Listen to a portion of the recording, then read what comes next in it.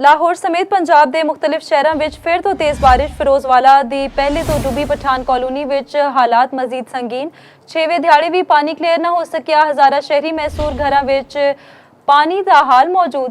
सूबाई वजीर सेहत ख्वाजा इमरान नज़ीर का पठान कॉलोनी का दौरा।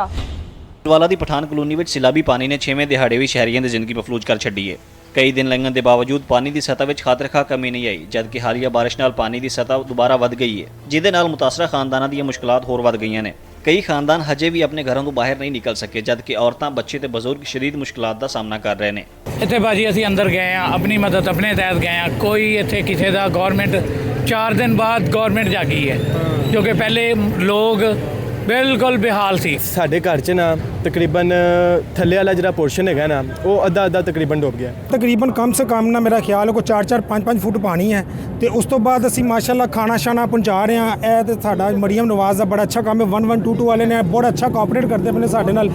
दूजे पासे सूबाई वजीर सेहत ख्वाजा इमरान नज़ीर, SP शेखोपुरा नवाज सियाल ते होर मुतलका अफसरान ने पठान कॉलोनी का दौरा किया। हुकाम ने मुतासरा इलाके का जायजा लिया तो जारी इमदादी कार्रवाइयों का मुआयना किया। उसके साथ साथ डिस्ट्रिक्ट एडमिनिस्ट्रेशन ने इनके खाने का अरेंज किया हुआ है। लोगों को निकालने का अमल जारी है।